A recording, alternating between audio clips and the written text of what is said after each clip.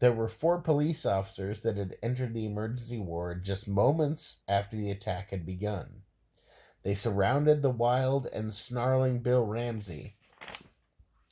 He got down on all fours, preparing for a fight.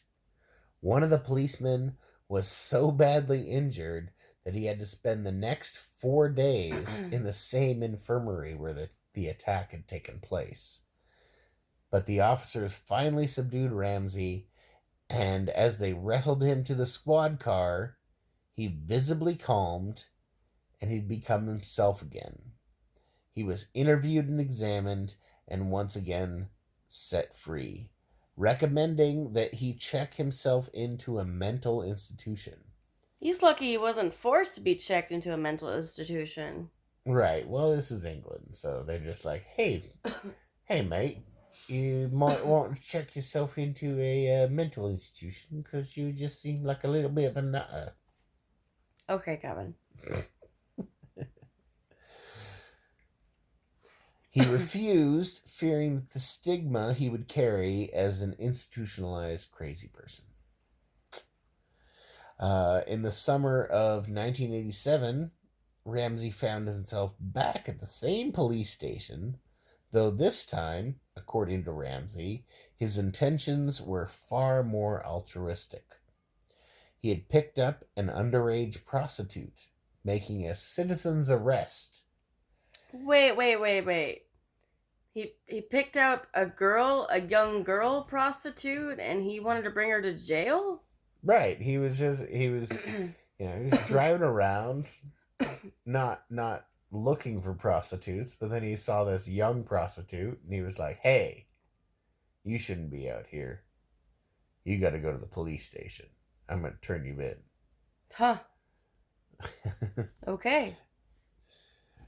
Making a citizen's arrest.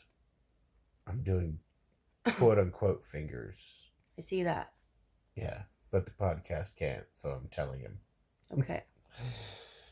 As soon as Ramsey's car stopped in front of the station, the young streetwalker fled into the station as if for her own life. Pokes a big hole in Ramsey's story, if you ask me. Now what? Well, a burly police officer approached the car. Ramsey felt the same, by now all too familiar, deep feeling within his chest, that icy coldness, the beast coming out from within. And as the officer gently touched Ramsey's arm whilst asking him questions about the night's events, the officer coaxed Ramsey out of the car, and the animal within came out. Ooh. He grabbed the officer, who was easily 50 pounds heavier than he was, and he slammed him to the ground effortlessly. Wow. Luckily, they were at the police station, and a dozen officers entered the fray, with some officers physically laying on top of him. It took 2 large injections of tranquilizers to put him down. Damn. Under constant guard and heavy sedation for the next 10 days, Bill was subjected to multiple MRIs, X-rays, psychiatric evaluations, which proved to be a fool's errand. There was nothing physically nor mentally wrong with William Ramsey. How could one turn from a mild-mannered carpenter, a family man, into a monster with inhuman strength, capable of feats that could rival any comic book character to date? Well, enter Ed and Lorraine Warren. It's about time. Called at the behest of Bill's wife by the priest of their church, Lorraine's sensitivity to such matters immediately confirmed for her that Ramsey was possessed just by watching a news story that was covered by a local TV station.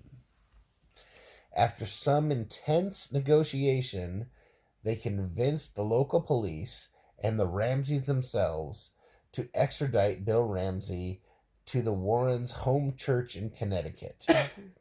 Ramsey and his wife made the journey to the U.S. In 1989, Bishop Robert McKenna agreed to perform an exorcism. The night before the exorcism would take place, Ramsey tried to, but thankfully unsuccessfully, tried to strangle his wife. What? The next day, the exorcism began. For the first hour, there was little to nothing that happened. Prayers were said, rituals conducted, but nothing seemed to be working. Tirelessly, the Bishop McKenna continued the sacrament. As he continued the exorcism of the demon that had taken root in William Ramsey, William Ramsey's face contorted, his hands curled into claws, and according to Lorraine Warren, his ears even became pointed. What? He was a lycanthrope. Wow. Wolf person. Oh! As the bishop commanded the demon to leave Bill's body, the full force of the werewolf fury descended on McKenna. Luckily, just that one time, and then seemed to disappear for good.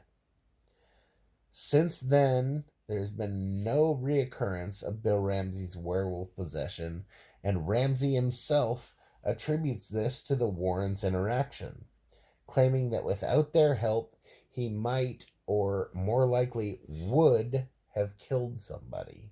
Wow. Now, there is such a thing as clinical lycanthropy, which wouldn't ultimately... It's basically a person believing that they're a werewolf. But this doesn't exactly explain the strength that... Yeah, because he had like superhuman strength. Yeah. He was able to subdue men that were, 50 pounds his superior. How do you explain the pointed ears? And the pointed ears and just the general demeanor and like going into claws. Yeah. Blows my mind. So there is clinical lycanthropy, but was this a case of demonic possession, as Lorraine Warren suspected even before meeting Bill Ramsey? Either way, if that ain't a kick in the sack, I don't know what is. All right, this is Two Nuts in the Sack. Signing off. But before we do that, we want to remind you to please like us on Facebook at Two Nuts in the Sack and subscribe to our YouTube page, Two Nuts in the Sack. Just make sure you don't put any spaces in there. Otherwise, you'll get some fairly unsavory content aside from our salty language. Signing off.